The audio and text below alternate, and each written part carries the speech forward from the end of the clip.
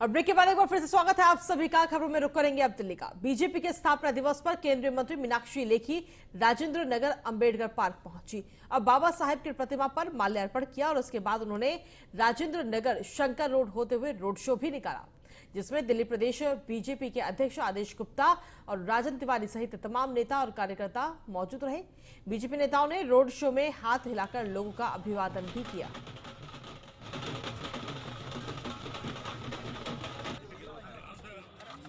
100 से अधिक सांसद राज्यसभा में किसी एक पार्टी के हैं जो कि भारतीय जनता पार्टी के हैं। हजारों की संख्या में भारतीय जनता पार्टी के विधायक पूरे देश भर में हैं। 18 राज्यों में भारतीय जनता पार्टी की सरकार है, जिसमें 12 में पूर्ण रूप से और बाकी 6 के अंदर एनडीए के माध्यम से। और ये सब काम हजारों लाखों करोड़ों कार्यकर्ताओं की मेहनत का फल है। इसमें हजारों लाखों लोगों ने बलिदान भी दिया है। यहाँ पर बहुत लोगों ने अपना जीवन भी खपाया है और बहुत परिश्रम के बाद, अतः परिश्रम के बाद यहाँ तक पहुँचे हैं। तो हर कार्यकर्ता के मन में उन सब के प्रति जिनकी कुर्बानी, जिनके बलिदान के बाद हम यहाँ तक पहुँचे, उनके प्रति एक श्रद्धा और सद्भाव का भाव रहना चाहिए। जिन कार्यों कर्तव्यों को लेकर हम आगे बढ़े हैं, उस सबको हमें याद भी रखना है और उसी लक्ष्य को निर्धारित करते हुए हमें आगे भी काम करना। वहीं दिल्ली के पवाना थाना इलाके के पुंठ गांव में बदमाशों ने फिल्मी अंदाज में एक युवक पर कई राउंड फायरिंग की। हमले में युवक पल पल बच गया। हमलावरों की तस्वीर सीसीटीवी कैमरे में भी कैद हो गई है।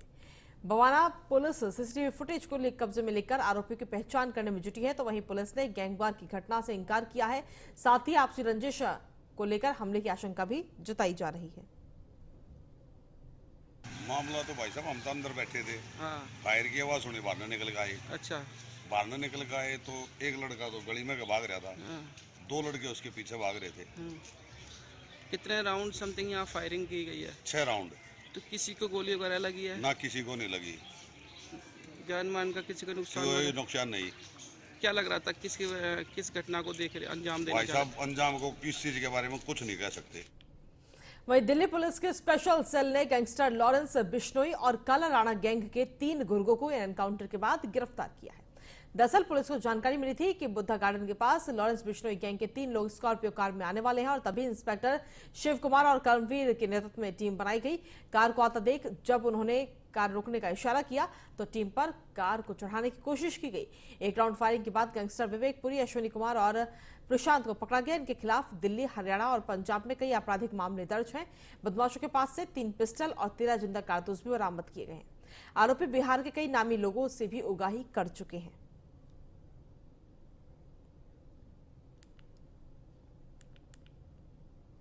दिल्ली के बादली एक्सटेंशन एरिया में एक मकान में अचानक आग लग गई, जिसके बाद इलाके में अफरा तफरी का माहौल बन गया। सूचना मिलने पर दमकल विभाग मौके पर पहुंचा और आग बुझाने का काम किया। साथ ही मकान में फंसे 8 लोगों का रेस्क्यू भी किया गया।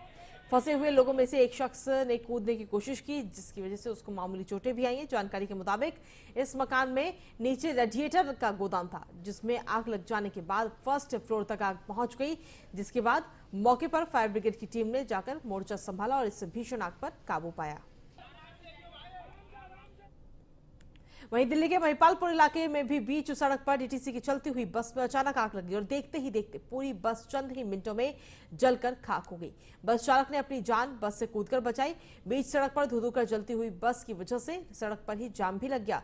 और इतना ही नहीं, आग की लपटों में आसपास मौजूद एक चाय और कूलर की दुकान में भी आग लग गई, जिसके बाद चाय की दुकान पर रखा एलपीजी सिलेंडर फट गया। हालांकि इस घटना में किसी के घायल होने की कोई खबर नहीं है। वहीं पुलिस ने मामला दर्ज कर कार्रवाई शुरू कर दी है।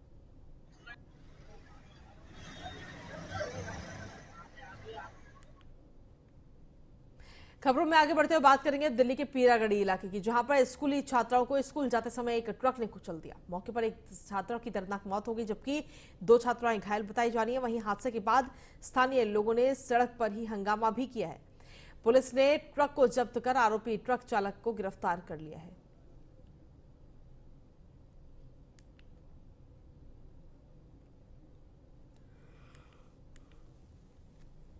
ये बच्चियाँ स्कूल जा रही थी, सुबह के टाइम था, 7:30 पौने 8 बजे का टाइम था। ये साथ ही स्कूल जा रही थी। उस टाइम पे इनको कार वाले ने पहले हिट किया। उसके बाद जो लड़की की डेथ हुई मनीषा यादव, वो एक्चुअली टक्कर लगने के बाद ट्रक के नीचे आ गई और मेरी सिस्टर कल्पना और एक संजना वो दोनों साइड हो गई और वो लड़की जब मर गई वो ट्रक के नीचे आ गई तो on the spot he expire हो गई।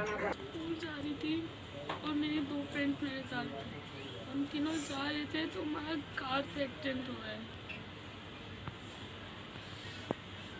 कौन कौन थे? मैं, संजना और मनीषा। तीनों एक ही क्लास में पढ़ते हैं? हाँ, तीनों में एक ही क्लास में हैं, तीनों 12th में ही हैं। महिला इधर से चिल्लाती हुई बोली कि आपको मनीषा का एक्सीडेंट हो गया रोड पे। फिर हम लोग भागे तो वो देखे तो वहाँ उसका सर कुचला हो गया था। कितनी उम्र थी बेटी की? 18 साल की थी, 12वीं में पढ़ रही थी। और कौन था परिवार में 2 लड़के।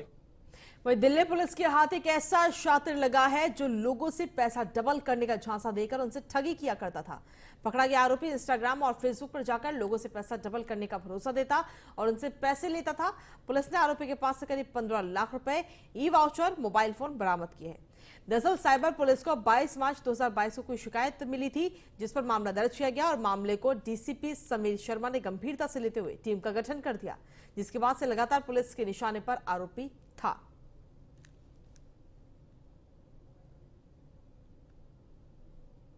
आउटर डिस्ट्रिक्ट ने एक ऑनलाइन चीटर को अरेस्ट किया है जो डबल योर मनी स्कीम करके इंस्टाग्राम में लोगों से पैसे ऐंठता था।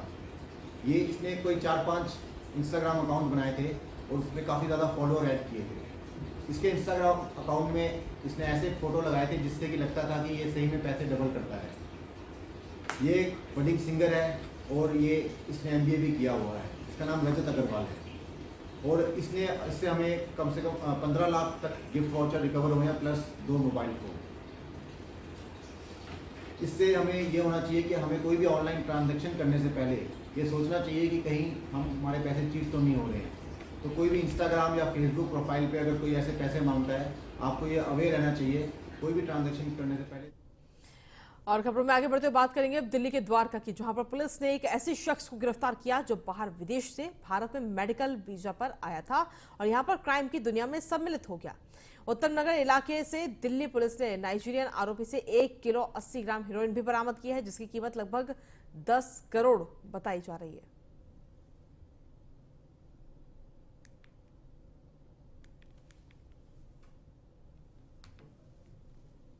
दिल्ली की द्वारका पुलिस ने बड़ी कामयाबी हासिल की है। दिल्ली की द्वारका पुलिस ने एक ऐसे आरोपी को अरेस्ट किया जिसके पास से करोड़ों की हीरोइन बरामद हुई है। ज्यादा जानकारी के लिए हमारे साथ एडिशनल डीसीपी विक्रम जी हमारे साथ मौजूद है। सर क्या कितनी जो हीरोइन है कितनी मात्रा में? ये टोटल जो हेरोइन है उसकी अमाउंट है 1.81 kg, जो कि 1 kg 80 ग्राम के आसपास में। ये जो आरोपी है कहाँ का रहने वाला है और किस तरीके से इसे मिला? ये आरोपी जैसा इन्वेस्टिगेशन में हमें पता चला है ये नाइजीरियन नेशनल है और जो इलीगली इंडिया में मेडिकल वीजा पे आया था लेकिन इलीगली स्टे कर रहा था, उसका वीजा एक्सपायर हो चुका है।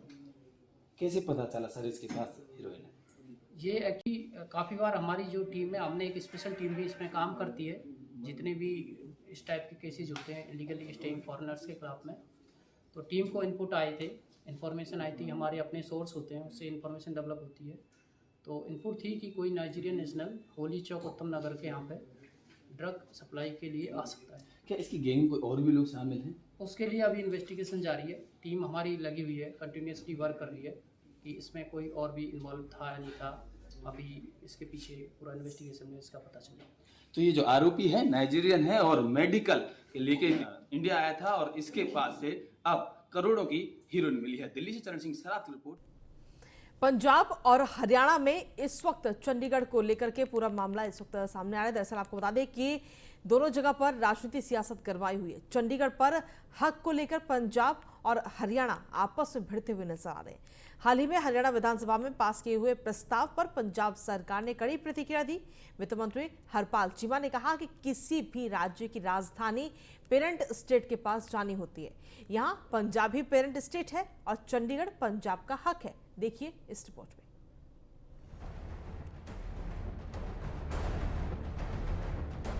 हरियाणा विधानसभा ने कल प्रस्ताव पास कर चंडीगढ़ पर अपना हक जताया था।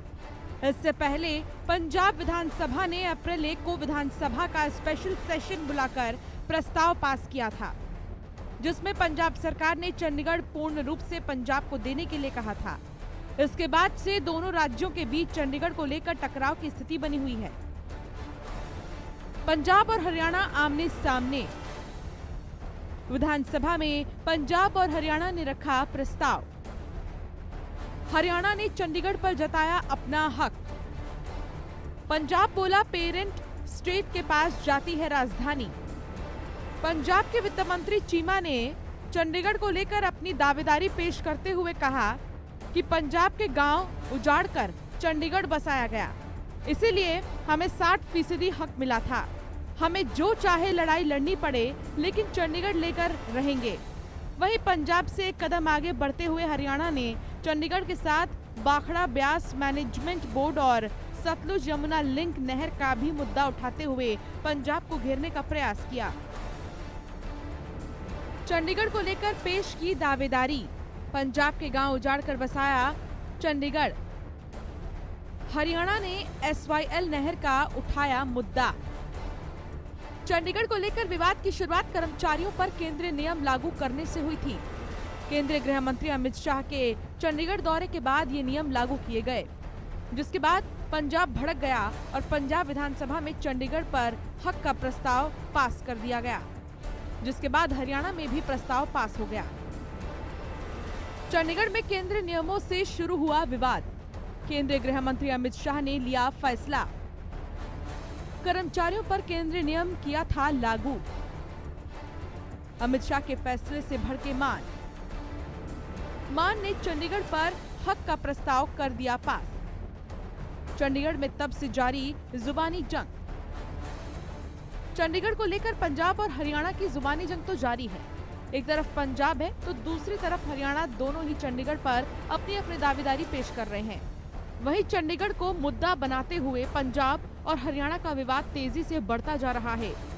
आखिरकार राजधानी किसकी होगी, ये तो आने वाला वक्त ही बताएगा। Bureau report, news 1 India. खबरों का सिलसिला न्यूज़ 1 इंडिया पर लगातार जारी है। रुकेंगे एक छोटे से ब्रेक के लिए, जल्द हाजिर होते हैं। और ब्रेक के बाद एक बार फिर से स्वागत है आप सभी का। खबरों में आगे बढ़ते हैं। गोरखनाथ में हुए हमले के मामले को लेकर गोरखपुर के मुस्लिम समुदाय किस तरह अपनी सोच रखता है। न्यूज़ 1 इंडिया की टीम ने मुस्लिम समुदाय के लोगों से के बीच में जाकर उनकी नब्ज टटोलने की कोशिश की और मामले पर मुस्लिम समुदाय से जुड़े लोगों ने कहा कि आतंकवाद की कोई जात नहीं होती, लेकिन दोषी को सजा जरूर मिलनी चाहिए। लोगों ने बातचीत के दौरान बताया कि इस तरह की घटनाएं हमारे भाईचारों के बीच में खलल डालने वालों पर शासन प्रशासन कार्रवाई करेगा।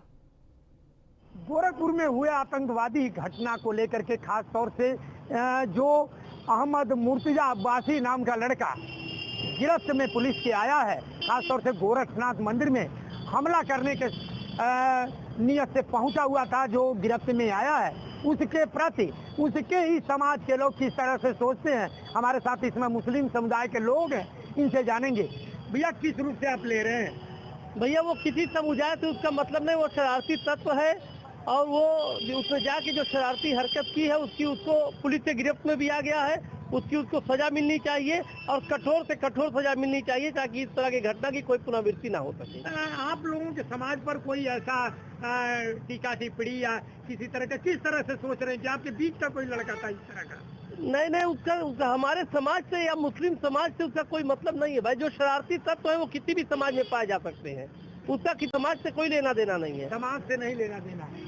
किस रूप से आप लोग ले रहे हैं? वो मुर्तजा हुसैन अब्बासी जो है वो जो है शातिर अपराधी लग रहा है देखने से, और इस तरीके की घटना उसने किया, ये बहुत ही शर्मनाक घटना है जो कि हमारे जवानों को घायल किया।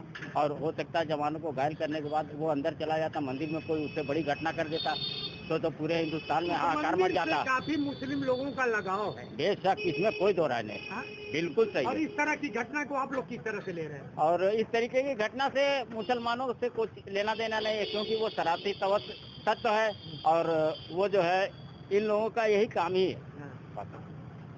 भैया खास तौर से जिस तरह से हर जगह चर्चाएं हो रही हैं कि मुस्लिम बाहुल इलाके में गोरखनाथ मंदिर है, किस रूप से आप लोग ले रहे हैं? नहीं, वहाँ के क्या पूरे गोरखपुर के मुस्लिम समुदाय के लोग गोरखनाथ मंदिर का बहुत सम्मान करते हैं। आप कभी जाके देखें, मुस्लिम महिलाएं तमाम बाजार में घूमती हैं, मेले में जाते हैं और मंदिरों में जाते हैं, अपना काम करते हैं। और अगल बगल के जितने भी मुस्लिम समुदाय के लोग हैं मंदिर का सम्मान पूरी तरह से करते हैं। नहीं, इस घटना से कितना इस घटना से नहीं, आम मुस्लिम आहत है, आम मुस्लिम आहत है। बिल्कुल ऐसी घटना नहीं होनी चाहिए। अगर किसी ने किया है तो दंड का भागी है, दंड का भागी है। खास तौर से हमारे साथ इस समय मौजूद हैं इरफान अहमद, आपका इरफान अहमद नाम है। खास तौर से जिस तरह से ये अहमद मुर्तजा अब्बास का ये कृत्य हुआ है, किस रूप से आप लोग ले रहे हैं? देखिए, मैंने पहले भी बताया है कि आतंकवाद का कोई जाति धर्म नहीं होता। के लिए तैयार। अभी आपने देखा कि गोरखपुर के जो मुस्लिम समुदाय के लोग हैं, जिनके बीच में अहमद मुर्तजा अब्बासी के परिवार का उठना बैठना, बातचीत करना, समाज के लोगों के साथ कदम से कदम मिला करके चलने की आज तक जो कार्य प्रणाली रही, उसे लेकर के गोरखपुर के मुस्लिम समाज के लोग काफी आहत हैं। इनका कहना है कि आतंकवाद की कोई जात नहीं होती, आतंकवाद का कोई धर्म नहीं होता, और वह मुसलमान ही कौन जो राष्ट्रवाद को लेकर के ना चले। इसलिए हम लोग पहली प्राथमिकता राष्ट्रवाद को देते हैं। और रही बात गोरखनाथ मंदिर की, तो गोरखनाथ मंदिर से मुस्लिमों का अथक लगाव है और हमेशा लगाव रहता है और रहेगा भी। यही नहीं, इन्होंने कहा कि कड़ी से कड़ी सजा मिलनी चाहिए। Harendra Dubey, news on India, Gorakhpur. वहीं अलीगढ़ मुस्लिम यूनिवर्सिटी में एक नया विवाद खड़ा हो चुका है। दरअसल यहां एक प्रोफेसर ने रेप के मुद्दे पर बनाए गए प्रेजेंटेशन में हिंदू देवी देवताओं पर आपत्तिजनक बातें लिखी थी, जिसके बाद सोशल मीडिया पर उसकी तस्वीरें आने पर हंगामा मच गया। वीडियो पर हंगामा मचता देख एएमयू प्रशासन और फैकल्टी ऑफ मेडिसिन ने असिस्टेंट प्रोफेसर को कारण बताओ नोटिस जारी कर दिया। मामले पर हमारे संवाददाता पीयूष ने बात की अलीगढ़ के सांसद सतीश गौतम से। अलीगढ़ मुस्लिम यूनिवर्सिटी एक बार फिर से चर्चा में है। हमारे साथ बातचीत करने के लिए अलीगढ़ से सांसद है सतीश गौतम जी। सर, आपत्तिजनक बयानबाजी हुई, एक तरीके से लेक्चर दिया जा रहा था, स्लाइड शो के दौरान हिंदू देवी देवताओं पर टिप्पणी की गई। सरकार इस पर क्या कुछ कर रही है? देखिए, सरकार, मैं लोकल सांसद हूँ, मैंने वहाँ के बीसी ताहिर मंजूर साहब से बात की। बात करने के बाद उनको नोटिस दिया गया। नोटिस देने के बाद उसने जवाब दिया, क्षमा मांगी। उसके बाद सस्पेंड करने के लिए मैंने बोला है और जहाँ तक अब सस्पेंड कर भी दिया होगा। उसके बाद भी जिस प्रोफेसर ने हिंदू देवी देवताओं पर कीचड़ उछालने का काम किया है, उसके खिलाफ भी और कठोर से कठोर कार्रवाई की जाएगी कि भविष्य में कोई भी हिंदू आस्थाओं को ठेस न पहुंचाए, देवी देवताओं पर ऐसी टिप्पणी न करे, ऐसी पाठशाला कोई न पढ़ाए जिससे किसी भी वर्ग को उससे ठेस पहुंचे। इसके लिए कठोर से कठोर कार्रवाई करने के निर्देश दिए। सर, अलीगढ़ मुस्लिम यूनिवर्सिटी अक्सर विवादित चीज़ों की वजह से चर्चा में रहता है। इससे पहले भी हमने देखा था कि जिन्ना का जिक्र काफ़ी हुआ था, तस्वीर को लेकर काफ़ी विवादों में रहा था। ऐसे में ऐसे एक्शन क्यों नहीं लिए जाते हैं कि जो ऐसे एलिमेंट है जो देश विरोधी गतिविधियां वहां पे करते हैं, जो किसी धर्म को भड़काने का प्रयास करते हैं, उनको वहां से निष्कासित किया जाए या कोई कठोर कदम लिए जाएं? अभी कठोरी कदम उठाए जा रहे हैं। 4 घंटे के अंदर सारी कार्रवाई, सस्पेंड करना और आगे यूनिवर्सिटी से बाहर का रास्ता दिखाया जाएगा, क्योंकि उन्होंने हिंदू समाज को ठेस पहुंचाने का काम किया है। हमारे जो देवता आस्था के प्रतीक हैं, जिनको हिंदू लोग, सभी हिंदू भाई उनको पूजते हैं, मानते हैं, ऐसी टिप्पणी करना ऐसे प्रोफेसर के द्वारा, उस पर कठोर से कठोर कार्रवाई की जाएगी। धन्यवाद सर। तो ये थे हमारे साथ अलीगढ़ से बीजेपी सांसद सतीश गौतम जी, जिनका साफ तौर पे कहना है कि जो भी ऐसे कृत्य कर रहा है उसके खिलाफ कठोर से कठोर सरकार की ओर से कार्रवाई की जाएगी। वीडियो जर्नलिस्ट नयन गोसाई के साथ पीयूष तिवारी, नई दिल्ली। और इसी के साथ फिलहाल मेरे साथ इस बुलेटिन में इतना ही। नमस्कार।